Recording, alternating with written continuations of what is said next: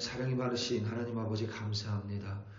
오늘도 우리 한 사람 한 사람 주의 사랑으로 끌어안아 주시고 오늘도 주의 사랑을 베풀어 주시니 참으로 감사합니다.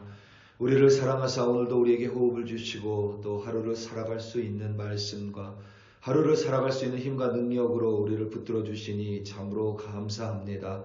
아버지 하나님, 오늘 하루를 살아가며 나를 구원하여 주시고 여전히 나와 동행하시는 우리 하나님을 기쁨으로 또 사랑으로 바라볼 수 있도록 도와주시옵소서.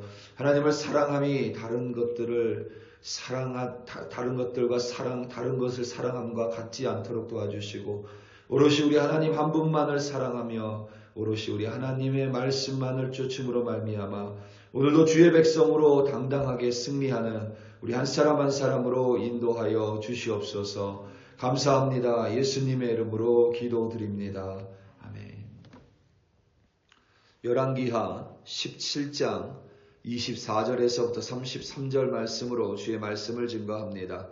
우리 다 함께 보시겠습니다. 능력받는 새벽기도, 응답받는 새벽기도, 성령과 함께하는 새벽기도. 할렐루야. 아멘. 솔로몬 왕 이후에 이스라엘은 북왕국 이스라엘과 남왕국 유다로 나누어졌습니다. 남왕국은 유다를 중심으로 베냐민 지파와 함께 다윗의 자손이 왕으로 통치했습니다.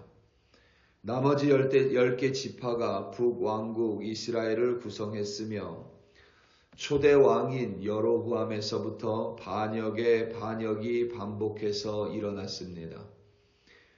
북이스라엘의 왕들은 대개 악한 왕으로 열왕기서에 기록되어 있는데 그 왕들을 공통적으로 묘사할 때에 그 왕들의 악함을 공통적으로 그릴 때에 사용하는 관용어구가 여로보암의 길로 행했다입니다. 그만큼 열왕기서 기자는 여로보암을 악한 왕으로 묘사합니다. 그 중에서 가장 무도한 악은 바로 그의 우상 숭배입니다. 여로보암은 북이스라엘의 왕이 되고 나서 베델에 금송아지를 만들었습니다. 그것이 대략 주전 930년경입니다. 여호와 하나님께서 출애굽한 이스라엘 백성에게 가나안 땅을 허락하시며 그 땅에 정착하거든 그 땅의 사람들을 모두 쫓아내라고 명령하셨습니다. 그들을 미워하거나 싫어해서가 아니라 그들이 숭배하는 풍요의 신과 같은 바알과 같은 우상을 이스라엘 백성이 따라서 섬길까 염려했기 때문입니다. 또한 그들을 따라서 여호와 하나님의 율법을 어길까 하나님은 걱정하셨기 때문입니다. 여로보암 이후에 북이스라엘은 이 두 가지 하나님의 염려와 걱정을 그대로 행합니다. 베델에 세워진 금송아지를 숭배했고 하나님의 율법과 선지자를 통해 전해주시는 하나님의 말씀을 외면했습니다. 하나님께서 끊임없이 선지자를 보내셨지만 북이스라엘 사람들은 선지자의 말에도 귀 기울이지 않았습니다. 금송아지를 섬겼을 뿐만 아니라 산당을 세웠고 목상을 세웠고 아세라 상을 만들었으며 푸른 나무 아래에서 1월 성신을 제사했고 바알뿐만 아니라 자신의 자식을 불 가운데로 지나가게 하는 몰렉 숭배까지 서슴없이 행했습니다. 우리는 종종 북이스라엘의 멸망 가운데 그들이 하나님을 떠났고 하나님을 배역했고 하나님의 말씀에 불순종했다라고 여기며 종종 그들이 하나님을 몰랐던 것처럼 여깁니다. 그런데 북이스라엘은 하나님을 모르지 않았습니다. 북이스라엘 가운데 하나님의 말씀이 끊기진 적도 없습니다. 심지어는 지금보다 더 강력한 하나님의 말씀이 북이스라엘 지역에 있었습니다. 그럼에도 불구하고 북이스라엘은 하나님을 배역했습니다. 하나님께서 도저히 북이스라엘을 그냥 두고 보실 수가 없었고 결국 그들을 하나님 앞에서 쫓아내셨습니다. 아수르 제국을 도구 삼아 북이스라엘을 그 땅에서 흩어버리셨습니다. 그때가 주전 약 720년경입니다. 북이스라엘의 마지막 왕은 호세아 왕입니다. 그러니까 주전 930년에서부터 주전 약 720년까지 200여 년 동안 북이스라엘은 우상을 숭배했고 율법을 내팽개쳤으며 선지자를 통해 전달되는 하나님의 말씀을 거역했습니다. 아수르 제국은 북이스라엘에 살고 있는 이스라엘 백성을 제국의 다른 지역으로 강제 이주시켰고 제국 내의 다른 지역에 살고 있는 이방 민족을 북이스라엘 땅에 강제로 정착시켰습니다. 북이스라엘 사람들을 고산 강가에 있는 할라, 하볼, 메대 사람의 여러 고을로 보냈고 바벨론, 구다, 아와, 하맛, 스발아임에서 사는 사람들을 북이스라엘과 사마리아 여러 지역으로 옮겼습니다. 그런데 여기서 중요한 사실이 있습니다. 북이스라엘 사람들이 여호와 하나님을 완전히 떠난 적은 없습니다. 이들이 하나님의 말씀을 거역한 것은 하나님의 말씀이 있었다는 겁니다. 하나님의 말씀이 없었으면 이들이 하나님의 말씀을 거역하는지 거역하지 않는지조차 모릅니다. 하나님의 말씀을 거역했다라 하면 하나님의 말씀이 있었다는 겁니다. 지금도 똑같습니다. 지금도 우리에게 성경이라는 하나님의 말씀이 분명하게 있습니다. 그럼에도 불구하고 성경을 쫓지 않습니다. 매주일, 매일매일 이 드리는 예배 속에서 하나님의 말씀은 선포됩니다. 그래도 하나님의 말씀에 귀를 기울이지 않습니다. 하나님이 이 땅에 보이지 않는 것이 아닙니다. 북이스라엘 가운데 하나님의 역사하심은 늘 있어 왔습니다. 그래도 그 북이스라엘 사람들은 하나님을 떠나지 하나님을 온전히 섬기지 않았습니다. 북이스라엘 사람들이 하나님을 완전히 떠나지 않았고 이들은 여전히 여호와 하나님께 제사 지냅니다.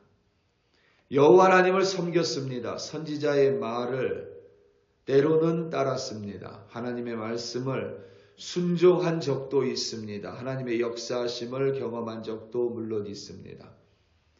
다시 말하면 북이스라엘이 멸망한 이유는 하나님을 몰라서가 아닙니다. 북이스라엘이 멸망한 이유는 그들이 하나님을 섬기지 않았기 때문이 아닙니다. 북이스라엘이 멸망한 이유, 그들의 고질적인 문제는 하나님이 결국 그들을 하나님의 눈앞에서 흩으실 수밖에 없었던 이유는 그들이 여호와 하나님을 완전히 떠난 것이 아니라 여호와 하나님과 함께 다른 우상들을 숭배한 것입니다.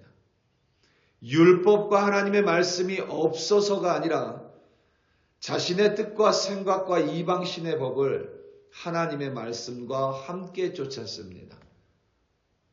그 결과 북이스라엘은 멸망할 수밖에 없었습니다. 북이스라엘이 멸망한 이유는 그들이 가진 뜨뜻미지근한 혼합주의적 신앙이었습니다. 지금 우리가 살아가는 이 시대도 별반 다르지 않습니다.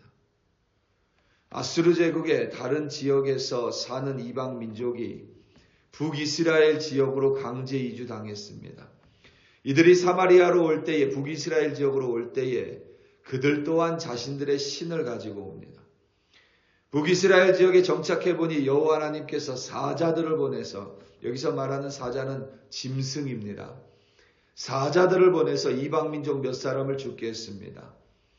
이에 그들이 아수르 왕에게 여호와 하나님과 그 법을 아는 이를 자신들에게 보내달라 간청했고 북이스라엘 왕은 북이스라엘 사람 중에서 제사장 한 사람을 사마리아로 보냈습니다. 그리하여 여호와 하나님의 제사와 법을 가르치도록 했습니다.